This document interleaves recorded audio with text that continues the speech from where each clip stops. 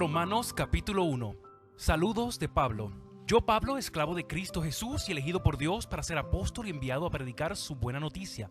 Escribo esta carta. Dios prometió esa buena noticia hace tiempo por medio de sus profetas en las Sagradas Escrituras. La buena noticia trata de su Hijo. En su vida terrenal, él fue descendiente del rey David y quedó demostrado que era el Hijo de Dios cuando fue resucitado de los muertos, mediante el poder del Espíritu Santo. Él es Jesucristo nuestro Señor. Por medio de Cristo, Dios nos ha dado a nosotros como apóstoles el privilegio y la autoridad de anunciar por todas partes a los gentiles lo que Dios ha hecho por ellos, a fin de que crean en Él y lo obedezcan, lo cual dará gloria a su nombre. Ustedes están incluidos entre los gentiles que fueron llamados a pertenecer a Jesucristo. Les escribo a todos ustedes, los amados de Dios que están en Roma y son llamados a ser su pueblo santo. Que Dios nuestro Padre y el Señor Jesucristo le den gracias y paz. Ante todo les digo que mediante Jesucristo le doy gracias a mi Dios por todos ustedes, porque en todas partes del mundo se habla de la fe que tienen en Él. Dios sabe cuántas veces los recuerdo en mis oraciones. Día y noche hago mención de ustedes y sus necesidades delante de Dios, a quien sirvo con todo mi corazón. Anuncio la buena noticia acerca de su Hijo. Algo que siempre pido en oración es que Dios mediante se presente la oportunidad de ir por fin a vosotros. Pues tengo muchos deseos de visitarlos para llevarles algún don espiritual que los ayude a crecer firmes en el Señor. Cuando nos encontremos, quiero alentarlos en la fe, pero también me gustaría recibir aliento de la fe de ustedes. Quiero que sepan, amados hermanos, que me propuse muchas veces ir a visitarlos, pero hasta el momento me vi impedido. Mi deseo es trabajar entre ustedes y ver frutos espirituales, tal como he visto entre otros gentiles, pues siento una gran obligación tanto con los habitantes del mundo civilizado como con los del resto del mundo, con los instruidos y los incultos por igual. Así que estoy ansioso por visitarlos también a ustedes, que están en Roma, para predicarle la buena noticia. Pues no me avergüenzo de la buena noticia acerca de Cristo, porque es poder de Dios en acción para salvar a todos los que creen, a los judíos primero y también a los gentiles. Esa buena noticia nos revela cómo Dios nos hace justo ante sus ojos, lo cual se logra del principio a fin por medio de la fe. Como dicen las Escrituras, es por medio de la fe que el justo tiene vida.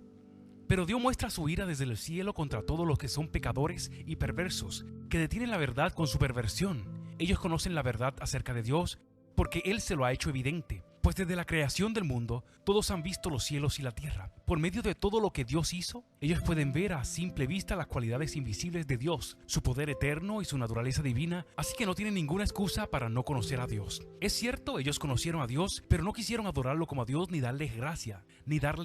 En cambio, comenzaron a inventar ideas necias sobre Dios. Como resultado, la mente les quedó en oscuridad y confusión. Afirmaban ser sabios, pero se convirtieron en completos necios, y en lugar de adorar al Dios inmortal y glorioso, rindieron culto a ídolos que ellos mismos hicieron con forma de simples mortales, de aves, de animales de cuatro patas y de reptiles. Entonces Dios los abandonó para que hicieran todas las cosas vergonzosas que deseaban en su corazón. Como resultado, usaron sus cuerpos para hacerse cosas viles y degradantes entre sí. Cambiaron la verdad acerca de Dios por una mentira, y así rindieron culto y sirvieron a las cosas que Dios creó, pero no al Creador mismo, quien es digno de eterna alabanza. Amén. Por esa razón, Dios los abandonó a sus pasiones vergonzosas. Aún las mujeres se rebelaron contra la forma natural de tener relaciones sexuales y en cambio dieron rienda suelta al sexo unas con otras. Los hombres, por su parte, en lugar de tener relaciones sexuales normales con la mujer, ardieron en pasiones unos con otros. Los hombres hicieron cosas vergonzosas con otros hombres, y como consecuencia de ese pecado sufrieron dentro de sí el contagio que merecían. Por pensar que era una tontería reconocer a Dios, Él los abandonó a sus tontos razonamientos y dejó que hicieran cosas que jamás deberían hacerse. Se llenaron de toda clase de perversiones, pecados, avaricias, odio, envidia, homicidios, peleas, engaños, conductas maliciosas y chismes. Son traidores, insolentes, arrogantes, fanfarrones y gente que odia a Dios. Inventan nuevas formas de pecar y desobedecen a sus padres. No quieren entrar en su razón. No cumplen lo que prometen, son crueles y no tienen compasión. Saben bien que la justicia de Dios exige que los que hacen esas cosas merecen morir. Pero ellos igual las hacen, pero aún incitan a otros a que también las hagan.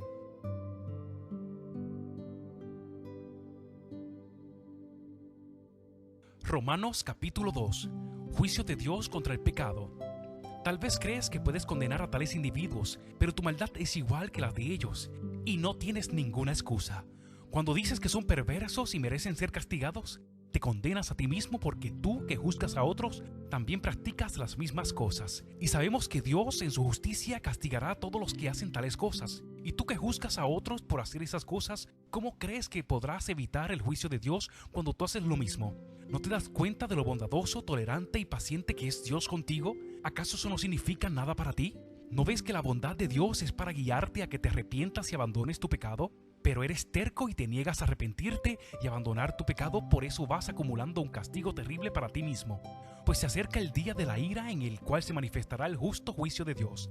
Él juzgará a cada uno según lo que haya hecho. Dará vida eterna a los que siguen haciendo el bien, pues de esa manera demuestra que buscan la gloria de Dios, el honor y la inmortalidad que Dios ofrece. Pero derramará su ira y enojo sobre los que viven para sí mismo, los que se niegan a obedecer la verdad y en cambio viven entregados a la maldad. Habrá aflicción y angustia para todos los que siguen haciendo lo malo, para los judíos primero y también para los gentiles, pero habrá gloria, honra y paz de parte de Dios para todos los que hacen lo bueno, para los judíos primero y también para los gentiles, pues Dios no muestra favoritismo. Los gentiles serán destruidos por el hecho de pecar, aunque nunca tuvieron la ley escrita de Dios, y los judíos, quienes sí tienen la ley de Dios, serán juzgados por esa ley porque no la obedecen, pues el simple acto de escuchar la ley no nos hace justo ante Dios. Es obedecer la ley lo que nos hace justo ante sus ojos. Aún los gentiles, quienes no cuentan con la ley escrita de Dios, muestran que conocen esa ley cuando por instinto la obedecen aunque nunca la hayan oído. Ellos demuestran que tienen la ley de Dios escrita en el corazón, porque su propia conciencia y su propio pensamiento o los acusan o bien les indican que están haciendo lo correcto. Y el mensaje que proclamo es que se acerca el día en que Dios juzgará, por medio de Cristo Jesús, la vida secreta de cada uno. Tú que te llamas judíos, confías en la ley de Dios y te jactas de tu relación especial con Él. Tú que sabes lo que a Él le agrada, sabes bien que es lo correcto, porque se te ha enseñado su ley. Estás convencido de que eres guía para los ciegos y luz para los que andan perdidos en la oscuridad. Piensas que puedes instruir al ignorante y enseñar a los niños los caminos de Dios, pues estás seguro de que la ley de Dios te da pleno conocimiento y toda la verdad. Ahora bien, si tú enseñas a otro, ¿por qué no te enseñas a ti mismo? Predicas a otros que no se debe robar, pero tú robas. Dices que está mal cometer adulterio, pero tú cometes adulterio. Condenas la idolatría, pero tú usas objetos robados de los templos paganos. Te sientes muy orgulloso de conocer la ley, pero deshonras a Dios al quebrantarla. No es extraño que las escrituras digan: los gentiles blasfeman el nombre de Dios por causa de ustedes. La ceremonia judía de la circuncisión solo tiene el valor si obedeces la ley de Dios. Si no obedeces la ley de Dios, no estás en mejor condición que un gentil incircunciso. Y si los gentiles obedecen la ley de Dios, ¿acaso Él no los considera su propio pueblo? De hecho, los gentiles incircuncisos que cumplen la ley de Dios los condenarán a ustedes, judíos, que están circuncidados y tienen la ley de Dios, pero no la obedecen. Pues no se es un verdadero judío solo por haber nacido de padres judíos, ni por haber pasado por las ceremonias de la circuncisión. No, un verdadero judío es aquel que tiene el corazón recto a los ojos de Dios. La verdadera circuncisión no consiste meramente en obedecer la letra de la ley, sino en un cambio en el corazón producto por el Espíritu. Y una persona con un corazón transformado busca la aprobación de Dios, no la de la gente.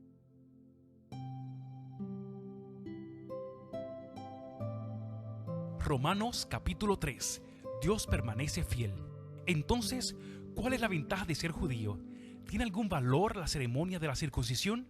Claro que sí, tiene muchos beneficios. En primer lugar, a los judíos se le confió toda la revelación de Dios. Es cierto, algunos de ellos fueron infieles, pero ¿acaso eso significa que porque ellos fueron infieles, Dios también será infiel? Por supuesto que no.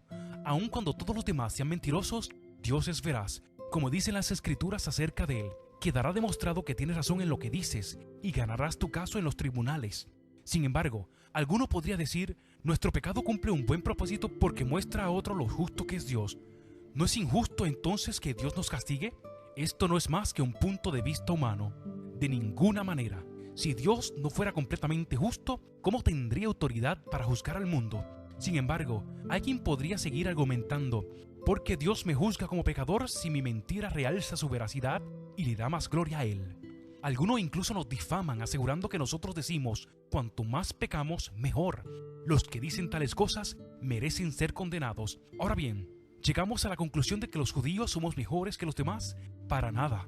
Tal como acabamos de demostrar, todos, sean judíos o gentiles, están bajo el poder del pecado. Como dicen las Escrituras, no hay ni un solo justo, ni siquiera uno. Nadie es realmente sabio, nadie busca a Dios, todos se desviaron. Todos se volvieron inútiles, no hay ni uno que haga lo bueno, ni uno solo. Lo que hablan es repugnante, como el mal olor de una tumba abierta. Su lengua está llena de mentiras, veneno de serpientes gotea de sus labios. Su boca está llena de maldición y amargura. Se apresuran a matar, siempre hay destrucción y sufrimiento en sus caminos. No saben dónde encontrar paz, no tienen temor de Dios en absoluto. Obviamente la ley se aplica a quien fue entregada, porque su propósito es evitar que la gente tenga excusa y demostrar que todo el mundo es culpable delante de Dios, pues nadie llegará jamás a ser justo ante Dios por hacer lo que la ley manda. La ley sencillamente nos muestra lo pecadores que somos, pero ahora, tal como se prometió tiempos atrás en los escritos de Moisés y de los profetas, Dios nos ha mostrado cómo podemos ser justos ante Él sin cumplir las exigencias de la ley. Dios nos hace justo a sus ojos cuando ponemos nuestra fe en Jesucristo, y eso es verdad para todo el que cree, sea quien fuere. Pues todos hemos pecado, nadie puede alcanzar la meta gloriosa establecida por Dios. Sin embargo, Dios nos declara justo gratuita y bondadosamente por medio de Cristo Jesús, quien nos liberó del castigo de nuestros pecados, pues Dios ofreció a Jesucristo como el sacrificio por el pecado. Las personas son declaradas justas a los ojos de Dios cuando creen que Jesús sacrificó su vida al derramar su sangre. Ese sacrificio muestra que Dios actuó con justicia cuando se contuvo y no castigó a los que pecaron en el pasado, porque miraba hacia el futuro y de ese modo los incluiría en lo que llevaría a cabo en el tiempo presente. Dios hizo todo eso para demostrar su justicia, porque Él mismo es justo e imparcial y declara a los pecadores justos a sus ojos cuando ellos creen en Jesús.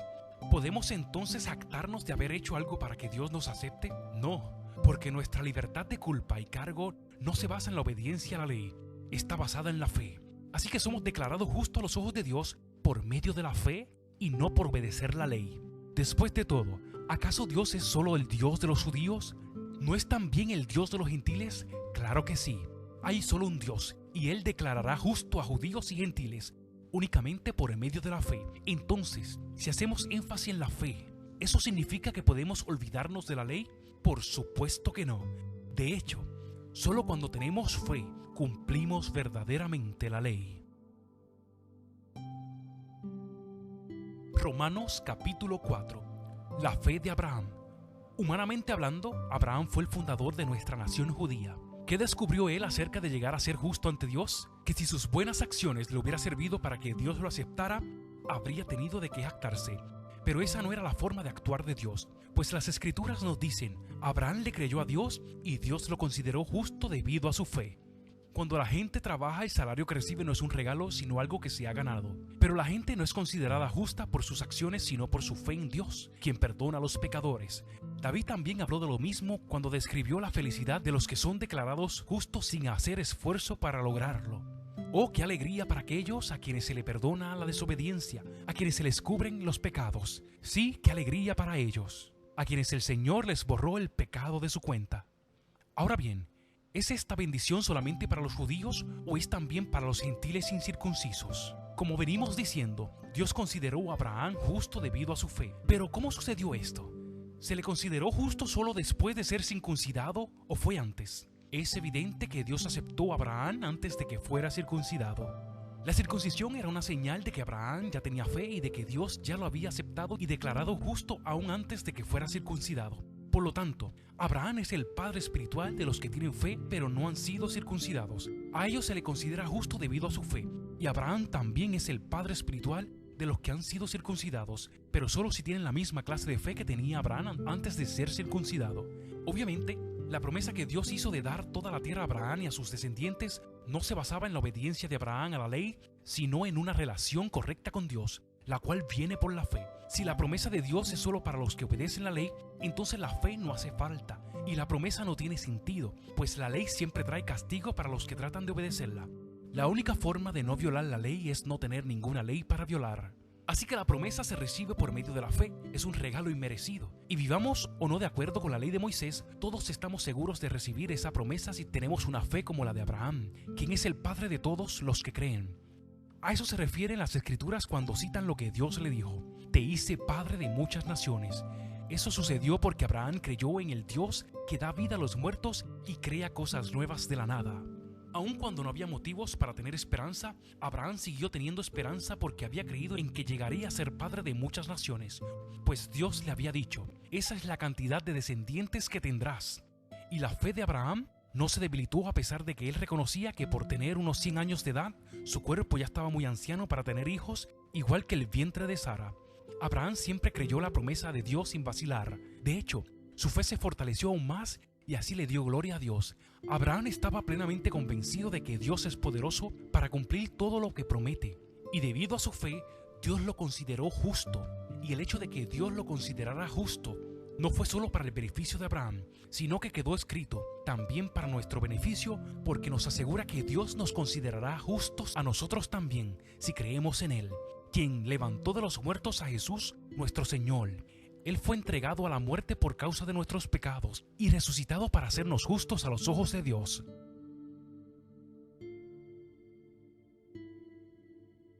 Romanos capítulo 5. La fe produce alegría. Por lo tanto, ya que fuimos declarados justos a los ojos de Dios por medio de la fe, tenemos paz con Dios gracias a lo que Jesucristo nuestro Señor hizo por nosotros. Debido a nuestra fe, Cristo nos hizo entrar en este lugar de privilegio inmerecido en el cual ahora permanecemos y esperamos con confianza y alegría participar de la gloria de Dios. También nos alegramos al enfrentar pruebas y dificultades porque sabemos que nos ayudan a desarrollar resistencia, y la resistencia desarrolla firmeza de carácter, y el carácter fortalece nuestra esperanza segura de salvación, y esa esperanza no acabará en desilusión, pues sabemos con cuánta ternura nos ama Dios, pues nos ha dado el Espíritu Santo para llenar nuestro corazón con su amor. Cuando éramos totalmente incapaces de salvarnos, Cristo vino en el momento preciso y murió por nosotros pecadores. Ahora bien, casi nadie se ofrecería a morir por una persona honrada, aunque tal vez alguien podría estar dispuesto a dar su vida por una persona extraordinariamente buena. Pero Dios mostró el gran amor que nos tiene al enviar a Cristo a morir por nosotros cuando todavía éramos pecadores. Entonces, como se nos declaró justo a los ojos de Dios por la sangre de Cristo, con toda seguridad Él nos salvará de la condenación de Dios, pues como nuestra amistad con Dios quedó restablecida por la muerte de su Hijo cuando todavía éramos sus enemigos, con toda seguridad seremos salvos por la vida de su Hijo. Así que ahora podemos alegrarnos por nuestra nueva y maravillosa relación con Dios, gracias a que nuestro Señor Jesucristo nos hizo amigos de Dios. Cuando Adán pecó, él pecó entre el mundo. El pecado de Adán introdujo la muerte, de modo que la muerte se extendió a todos, porque todos pecaron. Es cierto, la gente ya pecaba aún antes de que se entregara la ley, pero no se le tomaba en cuenta como pecado, porque todavía no existía ninguna ley para violar. Sin embargo, desde los tiempos de Adán hasta los de Moisés, todos murieron, incluso los que no desobedecieron un mandamiento explícito de Dios, como lo hizo Adán. Ahora bien, Adán es un símbolo, una representación de Cristo, quien aún tenía que venir. Pero hay una gran diferencia entre el pecado de Adán y el regalo del favor inmerecido de Dios, pues el pecado de un solo hombre, Adán, trajo muerte a muchos, pero aún más grande es la gracia maravillosa de Dios y el regalo de su perdón para muchos por medio de otro hombre, Jesucristo. Y el resultado del regalo del favor inmerecido de Dios es muy diferente de la consecuencia del pecado de ese primer hombre, pues el pecado de Adán llevó a la condenación, pero el regalo de Dios nos lleva a ser declarados justos a los ojos de Dios, a pesar de que somos culpables de muchos pecados, pues el pecado de un solo hombre, Adán, hizo que la muerte reinara sobre muchos. Pero aún más grande es la gracia maravillosa de Dios y el regalo de su justicia, porque todos los que lo reciben vivirán en victoria sobre el pecado y la muerte por medio de un solo hombre, Jesucristo. Así es, un solo pecado de Adán trae condenación para todos, pero un solo acto de justicia de Cristo trae una relación correcta con Dios y vida nueva para todos. Por uno solo que desobedeció a Dios, muchos pasaron a ser pecadores. Pero por uno solo que obedeció a Dios, muchos serán declarados justos. La ley de Dios fue entregada para que toda la gente se diera cuenta de la magnitud de su pecado, Pero mientras más pecaba la gente, más abundaba la gracia maravillosa de Dios. Entonces, así como el pecado reinó sobre todos y los llevó a la muerte, ahora reina en cambio la gracia maravillosa de Dios, la cual nos pone en relación correcta con Él y nos da como resultado la vida eterna por medio de Jesucristo nuestro Señor.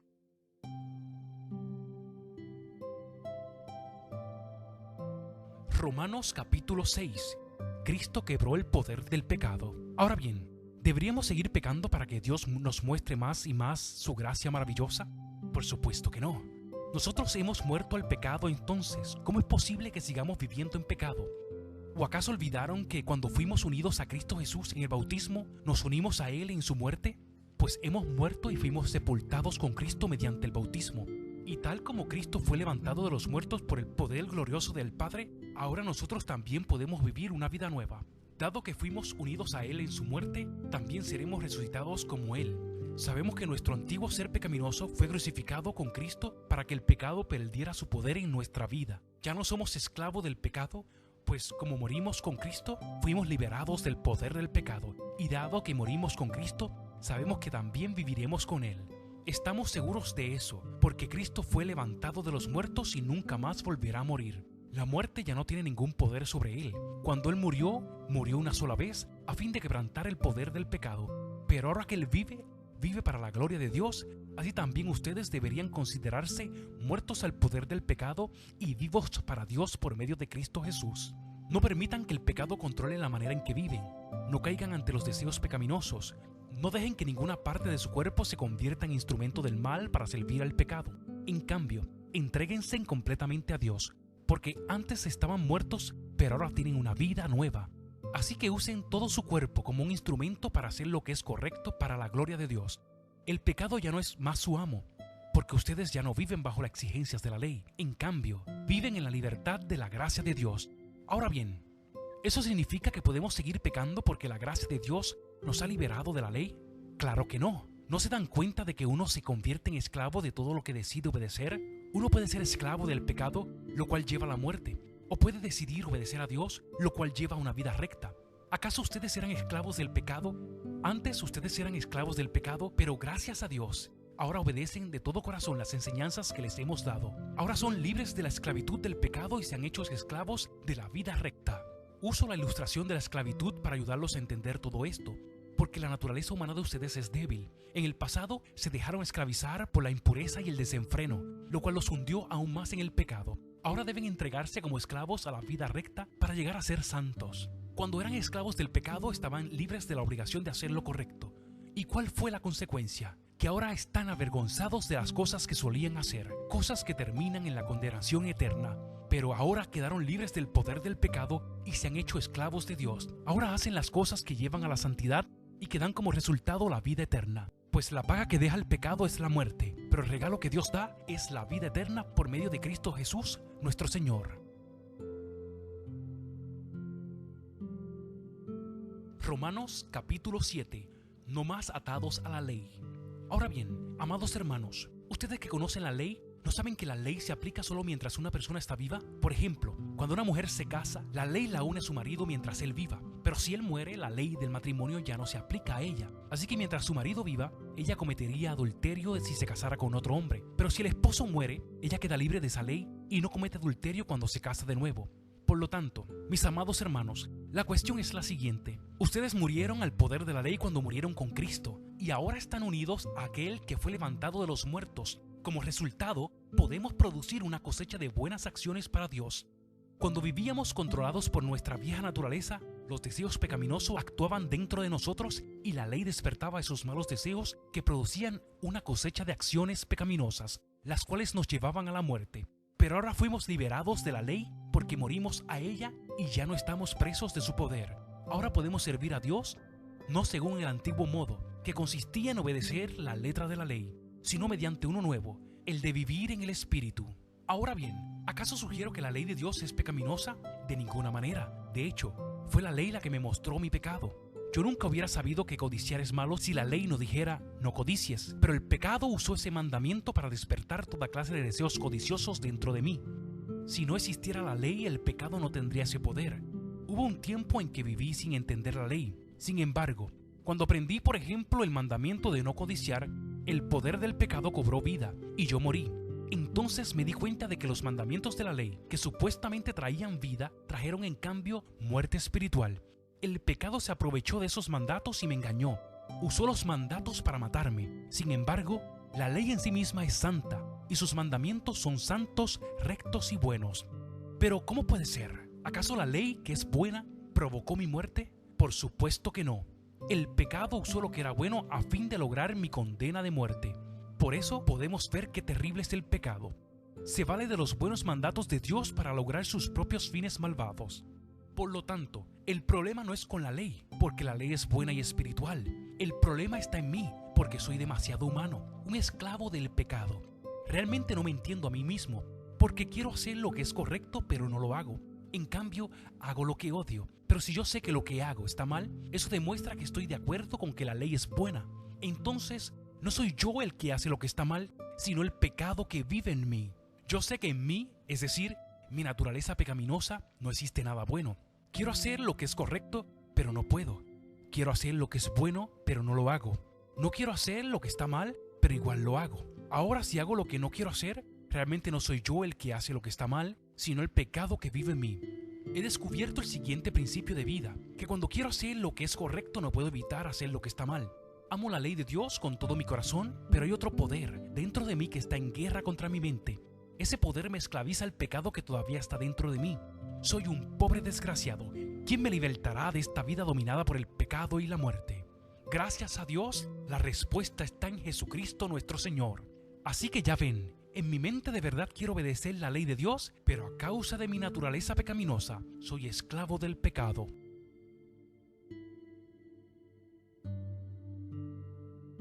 Romanos capítulo 8. La vida en el Espíritu. Por lo tanto, ya no hay condenación para los que pertenecen a Cristo Jesús. Y porque ustedes pertenecen a Él, el poder del Espíritu que da vida los ha libertado del poder del pecado que lleva a la muerte. La ley de Moisés no podía salvarnos, porque nuestra naturaleza pecaminosa es débil. Así que Dios hizo lo que la ley no podía hacer. Él envió a su propio Hijo, en un cuerpo como el que nosotros los pecadores tenemos, y en ese cuerpo, mediante la entrega de su Hijo como sacrificio por nuestros pecados, Dios declaró el fin del dominio que el pecado tenía sobre nosotros. Lo hizo para que se cumpliera totalmente la exigencia justa de la ley a favor de nosotros, que ya no seguimos a nuestra naturaleza pecaminosa, sino que seguimos al Espíritu. Los que están dominados por la naturaleza pecaminosa piensan en cosas pecaminosas, pero los que son controlados por el Espíritu Santo piensan en las cosas que agradan al Espíritu. Por lo tanto, permitir que la naturaleza pecaminosa les controle la mente lleva a la muerte, pero permitir que el Espíritu les controle la mente lleva a la vida y a la paz, pues la naturaleza pecaminosa es enemiga de Dios siempre. Nunca obedeció las leyes de Dios y jamás lo hará. Por eso, los que viven todavía bajo el dominio de la naturaleza pecaminosa nunca pueden agradar a Dios. Pero ustedes no están dominados por su naturaleza pecaminosa, son controlados por el Espíritu si el Espíritu de Dios vive en ustedes. Y recuerden que los que no tienen al Espíritu de Cristo en ellos, de ninguna manera pertenecen a Él. Y Cristo vive en ustedes, entonces, aunque el cuerpo morirá por causa del pecado, el Espíritu les da vida, porque ustedes ya fueron declarados justos a los ojos de Dios. El Espíritu de Dios, que levantó a Jesús de los muertos, vive en ustedes. Así como Dios levantó a Cristo Jesús de los muertos, Él dará vida a sus cuerpos mortales mediante el mismo Espíritu, quien vive en ustedes. Por lo tanto, amados hermanos, no están obligados a hacer lo que su naturaleza pecaminosa los incita a hacer, pues si viven obedeciéndola morirán. Pero si mediante el poder del Espíritu hacen morir las acciones de la naturaleza pecaminosa, vivirán, pues todos los que son guiados por el Espíritu de Dios son hijos de Dios. Y ustedes no han recibido un espíritu que los esclavice al miedo. En cambio, recibieron el Espíritu de Dios cuando Él los adoptó como sus propios hijos. Ahora los llamamos Abba Padre, pues su Espíritu se une a nuestro espíritu para confirmar que somos hijos de Dios. Así que como somos sus hijos, también somos sus herederos. De hecho, somos herederos junto con Cristo de la gloria de Dios. Pero si vamos a participar de su gloria, también debemos participar de su sufrimiento. Sin embargo, lo que ahora sufrimos no es nada comparado con la gloria que Él nos revelará más adelante. Pues toda la creación espera con anhelo el día futuro en que Dios revelará quiénes son verdaderamente sus hijos. Contra su propia voluntad, toda la creación quedó sujetada a la maldición de Dios. Sin embargo, con gran esperanza, la creación espera el día en que será liberada de la muerte y la descomposición, y se unirá a la gloria de los hijos de Dios. Pues sabemos que hasta el día de hoy toda la creación gime de angustia como si tuviera dolores de parto. Y los creyentes también gemimos, aunque tenemos al Espíritu Santo en nosotros como una muestra anticipada de la gloria futura, porque anhelamos que nuestro cuerpo sea liberado del pecado y del sufrimiento. Nosotros también deseamos con una esperanza ferviente que llegue el día en que Dios nos dé todos nuestros derechos como sus hijos adoptivos, incluido el nuevo cuerpo que nos prometió. Recibimos esa apariencia cuando fuimos salvos. Si uno ya tiene algo, no necesita esperarlo, Pero si deseamos algo que todavía no tenemos, debemos esperar con paciencia y confianza. Además, el Espíritu Santo nos ayuda en nuestra debilidad. Por ejemplo, nosotros no sabemos qué quiere Dios que le pidamos en oración, pero el Espíritu Santo ora por nosotros con gemidos que no pueden expresarse con palabras. Y el Padre, quien conoce cada corazón, sabe lo que el Espíritu dice, porque el Espíritu intercede por nosotros los creyentes, en armonía con la voluntad de Dios. Y sabemos que Dios hace que todas las cosas cooperen para el bien de quienes los aman, y son llamados según el propósito que Él tiene para ellos. Pues Dios conoció a los suyos de antemano, y los eligió para que llegaran a ser como sus hijos, a fin de que su hijo fuera el hijo mayor de muchos hermanos. Después de haberlos elegido, Dios los llamó para que se acerquen a Él, y una vez que los llamó, los puso en relación correcta con Él, y luego de ponerlos en relación correcta con Él, les dio su gloria. ¿Qué podemos decir acerca de cosas tan maravillosas como esta? Si Dios está a favor de nosotros, ¿quién podrá ponerse en nuestra contra? Si Dios no se guardó ni a su propio Hijo, sino que lo entregó por todos nosotros, ¿no nos dará también todo lo demás?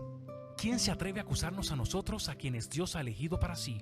Nadie, porque Dios mismo nos puso en relación correcta con Él.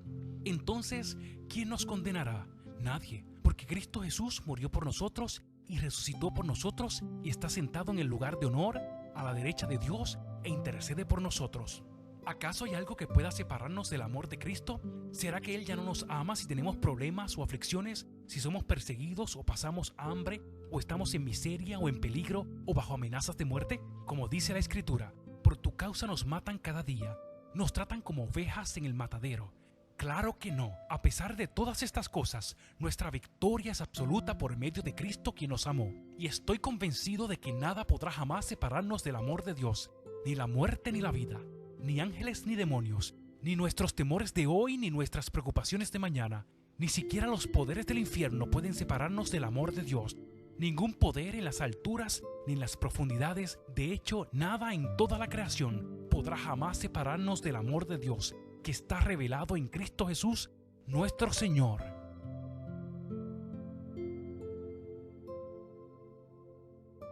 Romanos capítulo 9. Dios elige a Israel.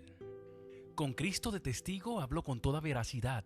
Mi conciencia y el Espíritu Santo lo confirman. Tengo el corazón lleno de amarga tristeza e infinito dolor.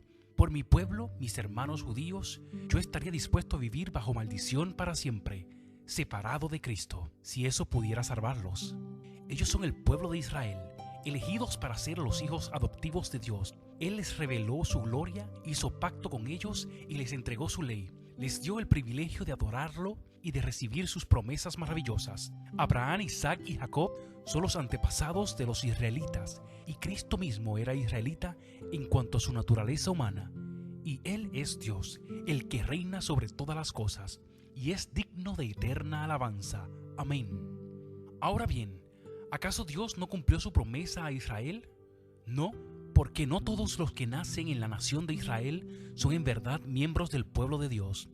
Ser descendientes de Abraham no los hace verdaderos hijos de Abraham, pues las Escrituras dicen: Isaac es el hijo mediante el cual procederán tus descendientes. Aunque Abraham también tuvo otros hijos, eso significa que no todos los descendientes naturales de Abraham son necesariamente hijos de Dios. Solo los hijos de la promesa son considerados hijos de Abraham, pues Dios había prometido: volveré dentro de un año y Sara tendrá un hijo. Ese hijo fue nuestro antepasado Isaac. Cuando se casó con Rebeca, ella dio a luz mellizos. Sin embargo, antes de que nacieran, antes de que pudieran hacer algo bueno o malo, ella recibió un mensaje de Dios. Este mensaje demuestra que Dios elige a la gente según sus propósitos. Él llama a las personas, pero no según las buenas o malas acciones que hayan hecho. Se le dijo: tu hijo mayor servirá a tu hijo menor. Como dicen las Escrituras, amé a Jacob, pero rechacé a Esaú. ¿Estamos diciendo entonces que Dios fue injusto? Por supuesto que no, pues Dios le dijo a Moisés: tendré misericordia de quien yo quiera y mostraré compasión con quien yo quiera. Por lo tanto, es Dios quien decide tener misericordia, no depende de nuestro deseo ni de nuestro esfuerzo. Pues la Escritura cuenta que Dios le dijo al faraón: te he designado con el propósito específico de exhibir mi poder en ti y dar a conocer mi fama por toda la tierra. Así que, como ven, Dios decide tener misericordia de algunos y también decide endurecer el corazón de otros para que se nieguen a escuchar. Ahora bien, Ustedes podrían decir, ¿por qué Dios culpa a las personas por no responder? ¿Acaso no hicieron sencillamente lo que Él le exige que hagan? No, no digan eso. ¿Quién eres tú, simple ser humano, para discutir con Dios? ¿Acaso el objeto creado puede preguntarle a su creador, ¿por qué me has hecho así? Cuando un alfarero hace vasijas de barro, ¿no tiene derecho a usar del mismo trozo de barro para hacer una vasija de adorno y otra para arrojar basura? De la misma manera, aunque Dios tiene el derecho de mostrar su enojo y su poder, es muy paciente con aquellos que son objeto de su enojo, los que están destinados para destrucción. Lo hace para que las riquezas de su gloria brillen con mucha más intensidad sobre aquellos a quienes le tiene misericordia, los que preparó de antemano para su gloria, y nosotros estamos entre los que Él eligió, ya sea del grupo de los judíos o de los gentiles. Con respecto a los gentiles, Dios dice en las profecías de Oseas, a los que no era mi pueblo, ahora los llamaré mi pueblo, y amaré a los que antes no amaba. Y también dice, en el lugar donde se les dijo, ustedes no son mi pueblo, allí serán llamados hijos del Dios viviente. Con respecto a Israel, el profeta Isaías clamó, aunque los hijos de Israel son tan numerosos como la arena a la orilla del mar, solo un remanente se salvará, pues el Señor ejecutará su sentencia sobre la tierra sin demora y de manera terminante. Y lo mismo dijo Isaías en otro lugar, si el Señor de los ejércitos celestiales no hubiera perdonado la vida de unos cuantos de nuestros hijos, habríamos sido exterminados como Sodoma y destruidos como Gomorra. ¿Qué significa todo esto? Aunque los gentiles no trataban de seguir las normas de Dios, fueron declarados justos a los ojos de Dios, y eso sucedió por medio de la fe. Pero los hijos de Israel, que se esforzaron tanto en cumplir la ley para llegar a ser justo ante Dios, nunca lo lograron. ¿Por qué no? Porque trataban de hacer justos ante Dios por cumplir la ley, en lugar de confiar en Él. Porque trataban de hacerse justos ante Dios por cumplir la ley en lugar de confiar en Él. Tropezaron con la gran piedra en su camino. Dios les advirtió en las Escrituras cuando dijo, pongo en Jerusalén una piedra que hace tropezar a muchos, una roca que los hace caer, pero todo el que confíe en Él jamás será avergonzado. Romanos capítulo 10. Amados hermanos, el profundo deseo de mi corazón y mi oración a Dios es que los israelitas lleguen a ser salvos. Yo sé que ellos tienen un gran entusiasmo por Dios, pero es un fervor mal encausado, pues no entienden la forma en que Dios hace justas a las personas ante Él. Se niegan a aceptar el modo de Dios y en cambio se aferran a su propio modo de hacerse justos ante Él, tratando de cumplir la ley. Sin embargo, Cristo ya cumplió el propósito por el cual se entregó la ley. Como resultado, a todos los que creen en Él se les declara justo a los ojos de Dios. Pues Moisés escribe que la ley exige obediencia a todos sus mandatos para que una persona llegue a ser justa ante Dios. Pero el modo de la fe para hacernos justos ante Dios dice, no digas en tu corazón, ¿quién subirá al cielo para hacer bajar a Cristo en la tierra? Ni tampoco digas, ¿quién descenderá al lugar de los muertos para volver a Cristo de nuevo a la vida? En realidad dice, el mensaje está muy al alcance de la mano, está en tus labios y en tu corazón. Y ese mensaje es el mismo mensaje que nosotros predicamos acerca de la fe. Si declaras abiertamente que Jesús es el Señor y crees en tu corazón que Dios lo levantó de los muertos, serás salvo. Pues es por creer en tu corazón que eres declarado justo ante los ojos de Dios y es por declarar abiertamente tu fe que eres salvo. Como nos dice las Escrituras, todo el que confía en Él jamás será avergonzado. No hay diferencia entre los judíos y los gentiles. En ese sentido, ambos tienen al mismo Señor, quien da con generosidad a todos los que lo invocan, pues todo el que invoque el nombre del Señor será salvo. Pero ¿cómo pueden ellos invocarlo para que los salve si no creen en Él? ¿Y cómo pueden creer en Él si nunca han oído de Él?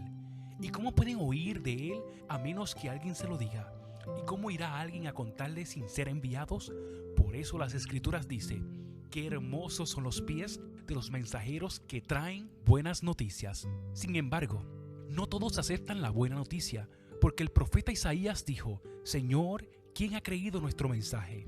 Así que la fe viene por el oír, es decir, por oír la buena noticia acerca de Cristo. Pero pregunto, ¿de verdad el pueblo de Israel oyó el mensaje? Claro que sí. El mensaje se ha difundido por toda la tierra y sus palabras por todo el mundo. Vuelvo a preguntar, ¿entendió realmente el pueblo de Israel? Por supuesto que sí, pues incluso en el tiempo de Moisés, Dios dijo, despertaré sus celos con un pueblo que ni siquiera es una nación. provocaré su enojo por medio de gentiles insensatos. Luego Isaías habló audazmente de parte de Dios y dijo: me encontraron personas que no me buscaban, me mostré a los que no preguntaban por mí. Pero con respecto a Israel, Dios dijo: todo el día les abrí mis brazos, pero ellos fueron desobedientes y rebeldes.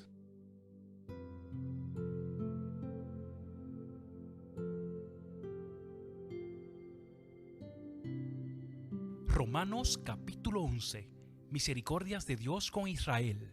Entonces pregunto, ¿acaso Dios ha rechazado a su propio pueblo, la nación de Israel? Por supuesto que no. Yo mismo soy israelita, descendiente de Abraham y miembro de la tribu de Benjamín.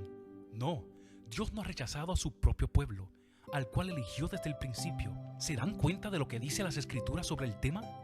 El profeta Elías se quejó del pueblo de Israel ante Dios y dijo: Señor, han matado tus profetas y derribaron tus altares.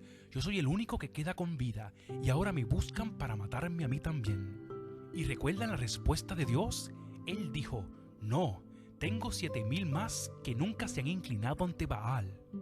Lo mismo sucede hoy, porque unos cuantos del pueblo de Israel han permanecido fieles por la gracia de Dios, es decir, por su bondad inmerecida al elegirlos. Y como es mediante la bondad de Dios, entonces no es por medio de buenas acciones, pues en este caso, la gracia de Dios no sería lo que realmente es, gratuita e inmerecida. Así que la situación es la siguiente: la mayoría del pueblo de Israel no ha encontrado el favor de Dios que tanto busca. Unos cuantos sí lo han encontrado, los que Dios ha elegido. Pero el corazón de los demás fue endurecido. Como dice las Escrituras, Dios los hizo caer en un sueño profundo.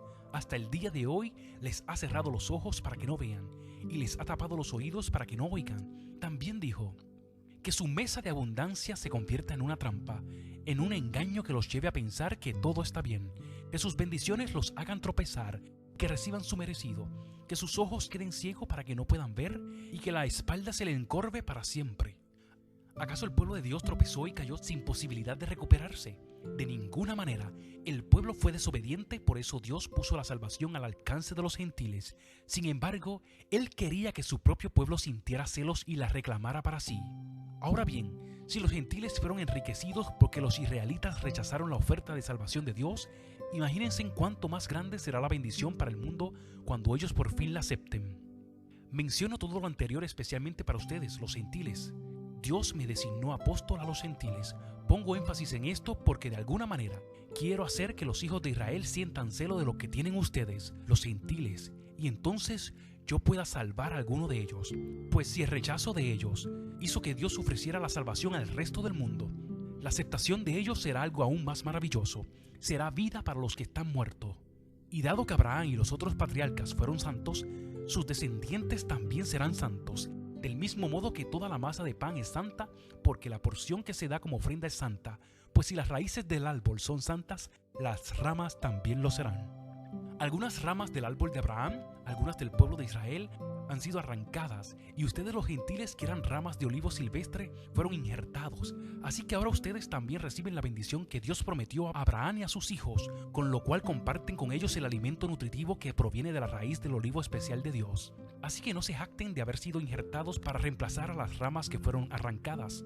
Ustedes son solo una rama, no son la raíz. Tal vez digas, bueno, esas ramas fueron arrancadas para darme lugar a mí. Es cierto, pero recuerda, esas ramas fueron arrancadas porque no creyeron en Cristo, y tú estás allí porque sí crees. Así que no te consideres tan importante, más bien teme lo que podría suceder, pues si Dios no perdonó a las ramas originales, tampoco te perdonará a ti. Fíjate en que Dios es bondadoso, pero también es severo. Es severo con los que desobedecen, pero será bondadoso contigo si sigues confiando en su bondad. En cambio, si dejas de confiar, tú también serás arrancado por completo. Y si el pueblo de Israel abandona su incredulidad, volverá a ser injertado, pues Dios tiene poder para volver a injertarlo en el árbol. Tú, por naturaleza, eras una rama cortada de un olivo silvestre. Por lo tanto, si Dios estuvo dispuesto a ir en contra de la naturaleza al injertarte en un árbol cultivado, Él estará mucho más dispuesto a injertar las ramas originales en el árbol al que pertenecen. Mis amados hermanos, quiero que entiendan este misterio, para que no se vuelvan orgullosos de ustedes mismos. Parte del pueblo de Israel tiene el corazón endurecido, pero eso solo durará hasta que se complete el número de gentiles que aceptarán a Cristo, y entonces todo Israel será salvo, como dice las Escrituras. El que rescata vendrá de Jerusalén y apartará a Israel de la maldad, y mi pacto con ellos es que quitaré sus pecados. Muchos del pueblo de Israel ahora son enemigos de la buena noticia, y eso los beneficia a ustedes, los gentiles. Sin embargo, ellos todavía son el pueblo que Dios ama, porque Él eligió a los antepasados Abraham, Isaac y Jacob, pues los dones de Dios y sus llamados son irrevocables. Ustedes, los gentiles, antes eran rebeldes contra Dios, pero cuando el pueblo de Israel se rebeló contra Él, Dios tuvo misericordia de ustedes y no de ellos. Ahora ellos son los rebeldes y a ustedes Dios le mostró su misericordia para que ellos también participen de la misericordia de Dios, pues Dios encarceló a todos en la desobediencia para poder tener misericordia de todos. Qué grande es la riqueza, la sabiduría y el conocimiento de Dios. Es realmente imposible para nosotros entender sus decisiones y sus caminos.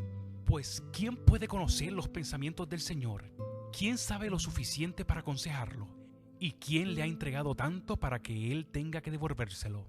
Pues todas las cosas provienen de Él y existen por su poder y son para su gloria. A Él sea toda la gloria por siempre. Amén.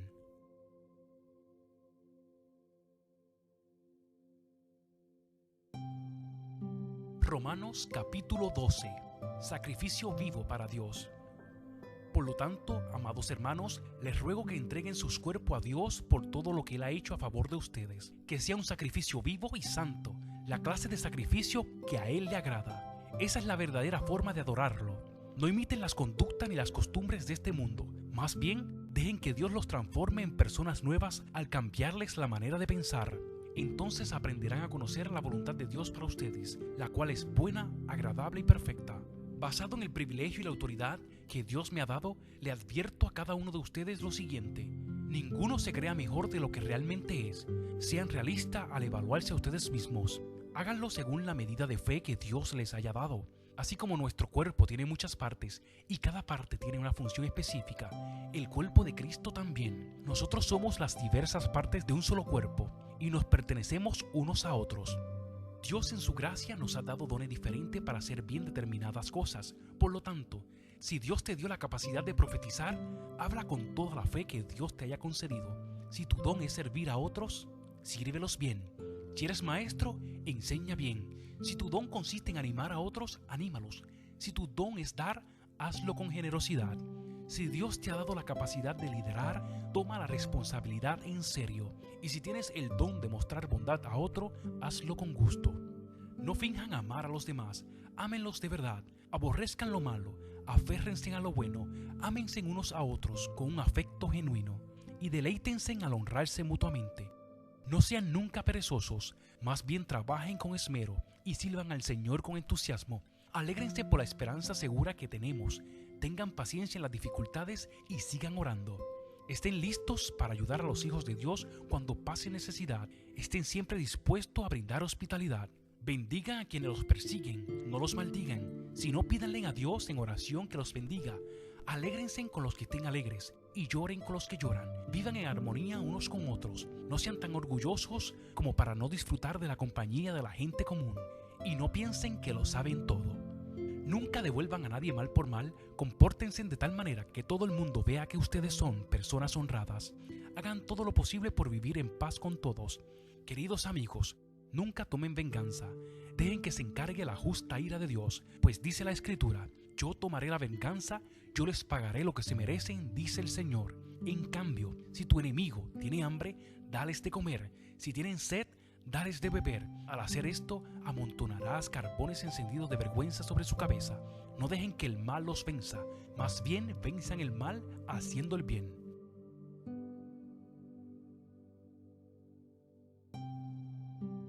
Romanos capítulo 13. Respeto por las autoridades. Toda persona debe someterse a las autoridades de gobierno, pues toda autoridad proviene de Dios y los que ocupan puestos de autoridad están allí colocados por Dios.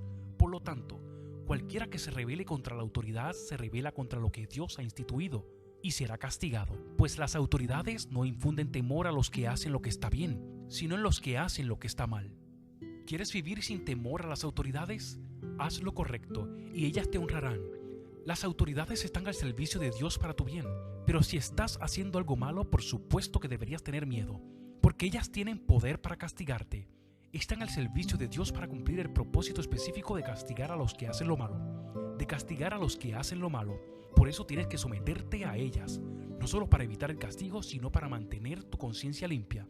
Por esas mismas razones también paguen sus impuestos, pues los funcionarios de gobierno necesitan cobrar su sueldo. Ellos sirven a Dios con lo que hacen. Ustedes den a cada uno lo que le deben.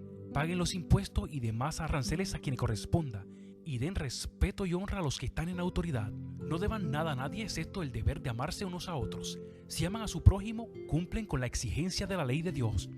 Pues los mandamientos dicen: no cometas adulterio, no cometas asesinato, no robes, no codicies.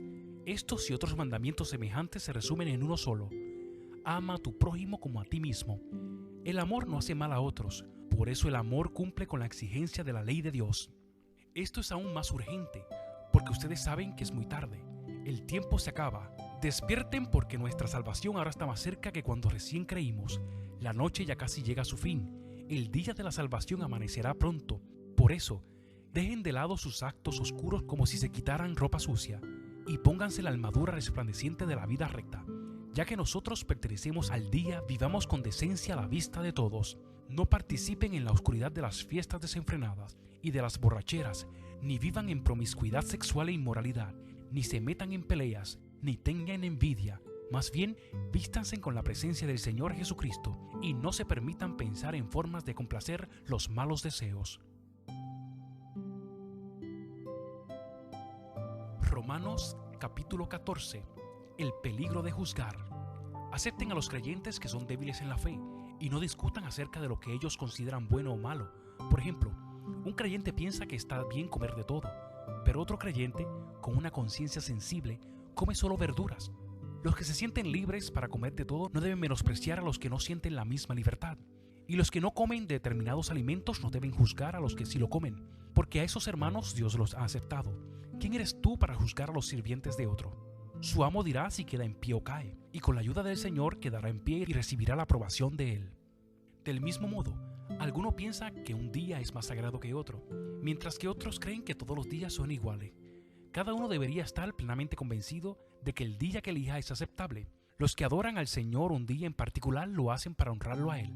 Los que comen toda clase de alimentos lo hacen para honrar al Señor, ya que le dan gracias a Dios antes de comer. Y los que se niegan a comer ciertos alimentos también quieren agradar al Señor y le dan gracias a Dios. Pues no vivimos para nosotros mismos, ni morimos para nosotros mismos. Si vivimos es para honrar al Señor, y si morimos es para honrar al Señor. Entonces, tanto si vivimos como si morimos, pertenecemos al Señor. Cristo murió y resucitó con este propósito: ser Señor de los vivos y de los muertos. ¿Por qué entonces juzgas a otro creyente? ¿Por qué menosprecias a otro creyente? Recuerda que todos estaremos delante del tribunal de Dios, pues dicen las Escrituras: tan cierto como que yo vivo, dice el Señor, toda rodilla se doblará ante mí y toda lengua declarará lealtad a Dios. Es cierto, cada uno de nosotros tendrá que responder por sí mismo ante Dios. Así que dejemos de juzgarnos unos a otros. Por lo contrario, propónganse vivir de tal manera que no causen tropiezo ni caída a otro creyente. Yo sé, y estoy convencido por la autoridad del Señor Jesús, que ningún alimento en sí mismo está mal. Pero si alguien piensa que está mal comerlo, entonces para esa persona está mal.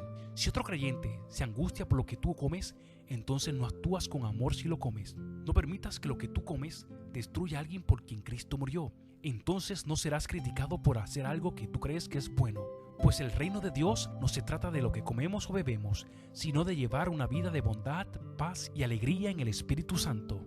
Si tú sirves a Cristo con esa actitud, agradarás a Dios y también tendrás la aprobación de los demás. Por lo tanto, procuremos que haya armonía en la iglesia y tratemos de edificarnos unos a otros. No destruyas la obra de Dios a causa de lo que comes. Recuerda que todos los alimentos están permitidos. Lo malo es comer algo que haga tropezar a otros. Es mejor no comer carne, ni beber vino, ni hacer ninguna otra cosa que pudiera causar que otro creyente tropiece. Tal vez crees que no hay nada malo en lo que haces, pero manténlo entre tú y Dios. Benditos son los que no se sienten culpables por hacer algo que han decidido que es correcto. Pero si tienes duda acerca de si debes o no comer algo en particular, entonces es pecado comerlo, pues no eres fiel a tus convicciones. Si haces algo que crees que está mal, pecas.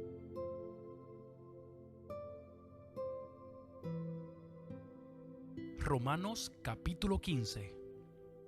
Vivir para ayudar y edificar a otros. Los que somos fuertes debemos tener consideración de los que son sensibles a este tipo de cosas. No debemos agradarnos solamente a nosotros mismos. Deberíamos ayudar a otros a hacer lo que es correcto y edificarlos en el Señor.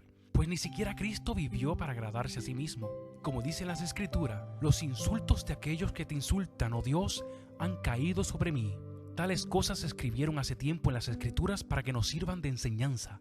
Y las Escrituras nos dan esperanza y ánimo mientras esperamos con paciencia hasta que se cumplan las promesas. Que Dios, quien da esa paciencia y ese ánimo, los ayude a vivir en plena armonía unos con otros, como corresponde a los seguidores de Cristo Jesús. Entonces todos ustedes podrán unirse en una sola voz para dar alabanza y gloria a Dios, y dar gloria a Dios, el Padre de nuestro Señor Jesucristo. Por lo tanto, acéptense unos a otros, tal como Cristo los aceptó a ustedes. Para que Dios reciba la gloria, recuerden que Cristo vino a servir a los judíos para demostrar que Dios es fiel a las promesas que les hizo a los antepasados de ellos. También vino para que los gentiles le dieran la gloria a Dios por la misericordia que Él tuvo con ellos. A eso se refiere el salmista cuando escribió: por eso te alabaré entre los gentiles, cantaré alabanzas a tu nombre. Y en otro lugar está escrito: alégrense con su pueblo, oh gentiles. Y además, alaben al Señor todos ustedes los gentiles, todos los pueblos de la tierra, alábenlo. Y en otro lugar Isaías dijo: el heredero del trono de David vendrá y reinará sobre los gentiles, ellos pondrán su esperanza en él. Le pido a Dios, fuente de esperanza, que los llene completamente de alegría y paz, porque confían en Él. Entonces rebosarán de una esperanza segura mediante el poder del Espíritu Santo. Mis amados hermanos, estoy plenamente convencido de que ustedes están llenos de bondad.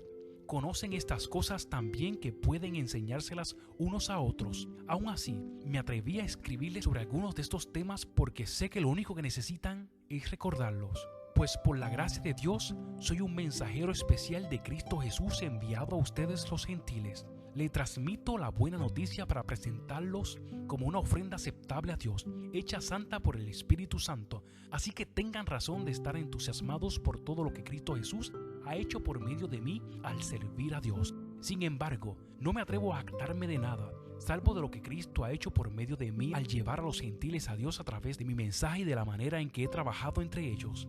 Los gentiles se convencieron por el poder de señales, milagros y maravillas, y por el poder del Espíritu Santo. De esta manera, presenten con toda plenitud la buena noticia de Cristo desde Jerusalén hasta llegar a la región de Ilírico. Mi gran aspiración siempre ha sido predicar la buena noticia donde nunca antes se ha oído el nombre de Cristo, y no donde otro ya ha comenzado una iglesia. He seguido el plan que mencionan las Escrituras, donde dice: los que nunca se enteraron de Él verán, y los que nunca oyeron de Él entenderán. De hecho, mi visita a ustedes se demoró tanto precisamente porque estuve predicando en esos lugares. Ahora que terminé mi trabajo en esas regiones y después de todos estos largos años de espera, tengo muchos deseos de ir a verlos. Estoy pensando viajar a España. Cuando lo haga, me detendré en Roma. Luego de disfrutar de la compañía de ustedes por un breve de tiempo, podrán ayudarme con lo necesario para mi viaje. Sin embargo, antes de visitarlo debo ir a Jerusalén para llevar una ofrenda a los creyentes de allí, pues les cuento, los creyentes de Macedonia y Acaya con entusiasmo juntaron una ofrenda para los creyentes de Jerusalén que son pobres.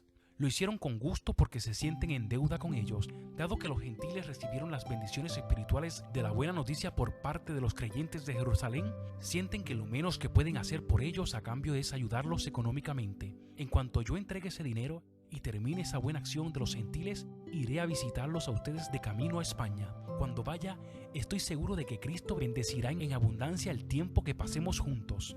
Mis amados hermanos, les pido encarecidamente en el nombre de nuestro Señor Jesucristo que se unan a mi lucha orando a Dios por mí. Háganlo por el amor que me tienen, ese amor que el Espíritu Santo les ha dado. Pídanle que me libre de los que están en Judea que se niegan a obedecer a Dios. Pídanle también que los creyentes de allí que estén dispuestos a aceptar la ofrenda que llevo a Jerusalén. Entonces, por la voluntad de Dios, podré ir a verlos con un corazón alegre y nos alentaremos unos a otros. Y que Dios, quien nos da su paz, esté con todos ustedes. Amén. Romanos capítulo 16. Pablo saluda a sus amigos. Les recomiendo a nuestra hermana Febe quien es diaconisa de la iglesia en Cencrea, recíbanla en el Señor como digna de honra en el pueblo de Dios. Ayúdenla en todo lo que necesite, porque ella ha sido de ayuda para muchos, especialmente para mí. Den mis saludos a Priscila y Aquila, mis colaboradores en el ministerio de Cristo Jesús. De hecho, ellos una vez arriesgaron la vida por mí. Yo le estoy agradecido, igual que todas las iglesias de los gentiles. Den también mis saludos a la iglesia que se reúne en el hogar de ellos. Saluden a mi querido amigo Epeneto, el cual fue el primero de toda la provincia de Asia que se convirtió en seguidor de Cristo. Denle mis saludos a María, quien ha trabajado tanto para ustedes. Saluden a Andrónico y a Junias, judíos como yo, quienes estuvieron en la cárcel conmigo. Ellos son muy respetados entre los apóstoles y se hicieron seguidores de Cristo antes que yo. Saluden a Amplias, mi querido amigo en el Señor. Saluden también a Urbano, nuestro colaborador en Cristo, y a mi querido amigo Estaquis. Saluden a Apeles, un buen hombre aprobado por Cristo, y den mis saludos a los creyentes de la familia de Aristóbulo. Saluden a Herodión, judío como yo. Saluden a los de la familia de Narciso, que son del Señor. Den mis saludos a Trifena y a Trifosa, obreras del Señor, y a la amada Pérsida, quien ha trabajado tanto para el Señor. Saluden a Rufo, a quien el Señor eligió para hacer lo suyo, y también a su querida madre, quien ha sido como una madre para mí. Den mis saludos a Asincrito, Flegonte, Hermas, Patrobas, Hermes, y a los hermanos que se reúnen con ellos. Saluden también a Filogogo, Julia, Nereo y su hermana, y a Olimpas y a todos los creyentes que se reúnen con ellos. Saluden unos a otros con un beso santo. Toda la iglesia de Cristo les envía saludos. Y ahora, mis amados hermanos, les pido algo más.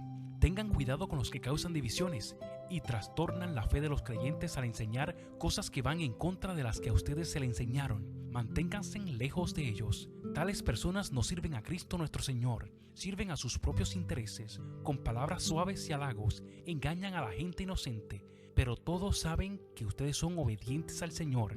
Eso me llena de alegría. Quiero que sean sabios para hacer lo que está bien y sigan siendo inocentes en cuanto a toda clase de mal. El Dios de paz pronto aplastará a Satanás bajo los pies de ustedes. Que la gracia de nuestro Señor Jesús sea con ustedes. Timoteo, mi compañero de trabajo, les manda saludo, igual que Lucio, Jasón, Sosípater, judíos como yo. Yo, Tercio, quien escribo esta carta de parte de Pablo, también les envío mis saludos como uno de los seguidores del Señor. Los saluda Gayo.